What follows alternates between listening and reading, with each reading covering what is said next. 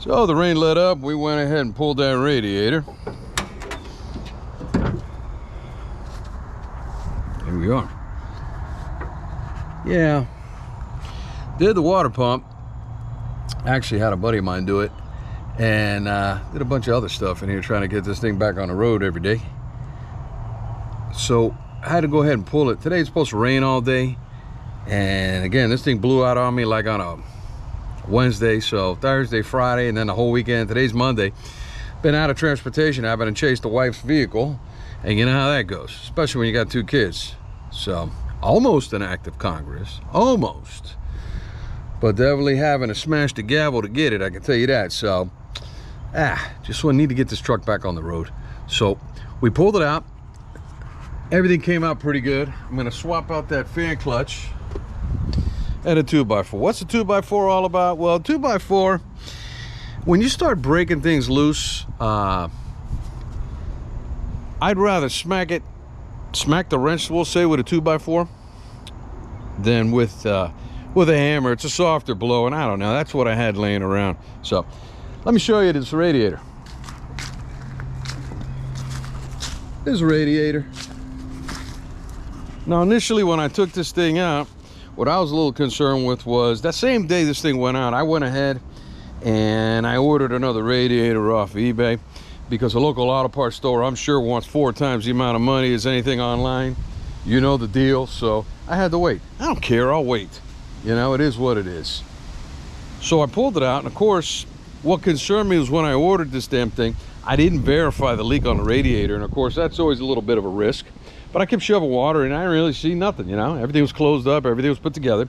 And last thing I was gonna do was pull this thing apart, which I probably should have, but pulled the thing apart before I ordered that radiator. It's kind of obvious. It was the only part of the cooling system I haven't replaced yet. So I figured, well, either way, we'll get it out, we'll get it done with. Let me show you what I came up with. I went ahead and put this thing back together just for my own personal. And look at this.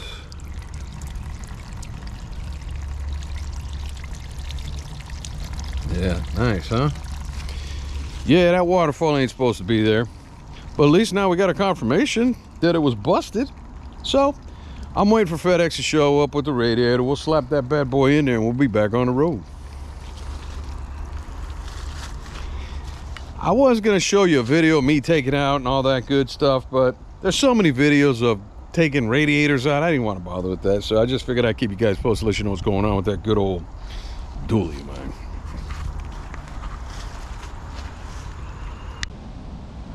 Okay, so back with the truck. I'll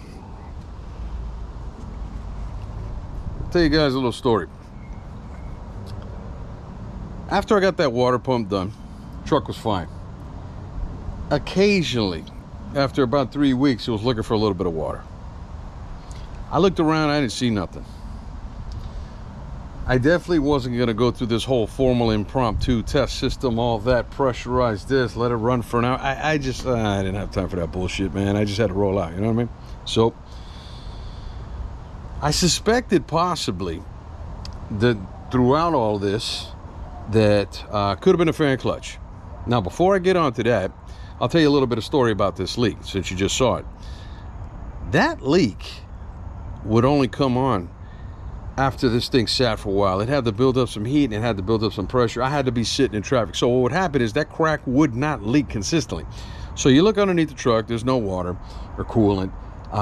The gauge is not hot, nothing, you run around. You'd be sitting in traffic for about 20-30 minutes before that crack started to seep.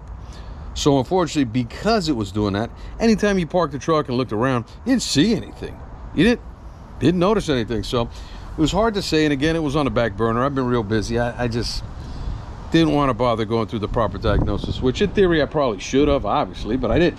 So obviously it finally gave, and it started pissing steam all over the place, came out through the front, and that was the end of that. And here we are, got it towed, blah blah blah. So what I did before all of that, because I had a concern with that temperature going up, it would go up and then would come down, go up and then would come down. So it would only do it when you were stuck in traffic and you were basically stopped.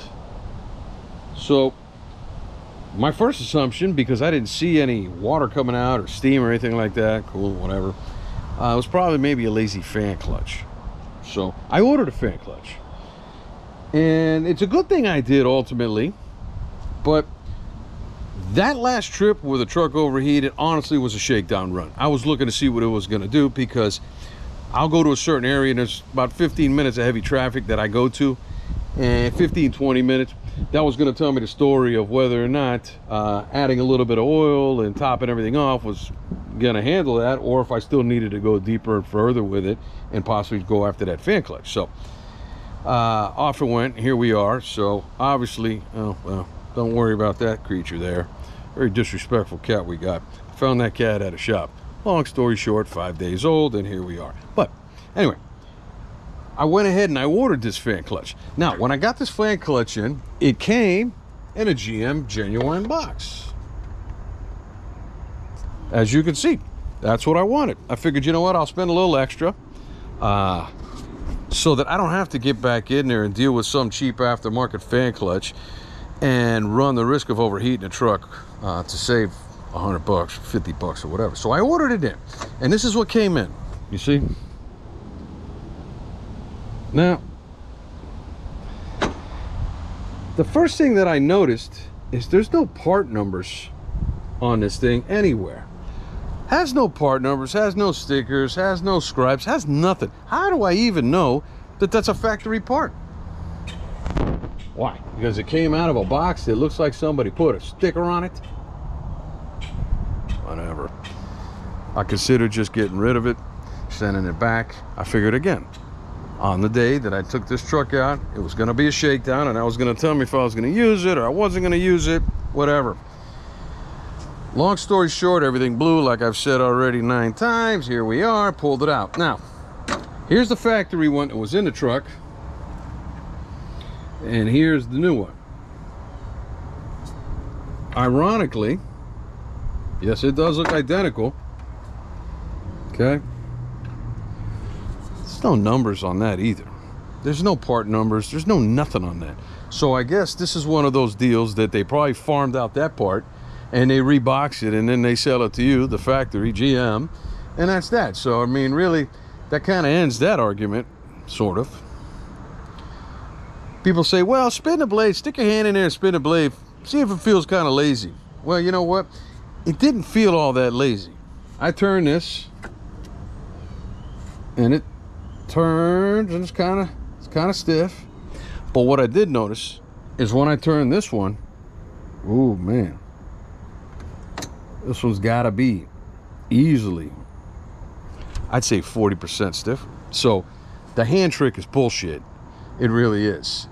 It's hard to say what it's gonna do, what it's not gonna do, but to the eye, and again, if I didn't have another clutch to compare it to, and I just grabbed this clutch and I felt the tension on this clutch, and it wasn't freewheeling and it wasn't super easy, I would think that that thing's all right for the most part, but it wasn't. So I just wanted to point that out to you guys. And I got to tell you, for $100, chasing an AC Duckle down for $100, it's worth it. Change the damn thing if you're living in a hotter climate, and don't get stuck like me. And again, don't get me wrong, I didn't blow the damn radiator because the fan clutch was bad, but get it out of there. I mean, it's an 02. This damn thing's 20 plus years old, this fan clutch. I don't think it was changed ever. It might have been, but I know it's old. So we're gonna go ahead and change that out too. Once the radiator shows up via FedEx, we'll get it all sorted, and hopefully that'll be it.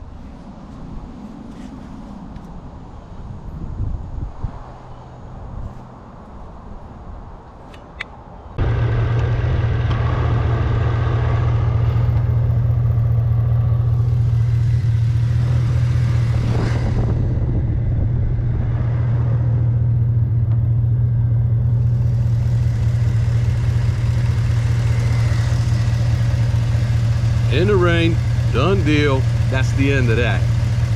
I don't have to tell you how much it sucks when you don't have transportation, so nah, that wasn't gonna happen. FedEx pulled a Ninja, that's all right, they left it. Box came in destroyed, thank God, at least the radiator didn't. So we're good to go.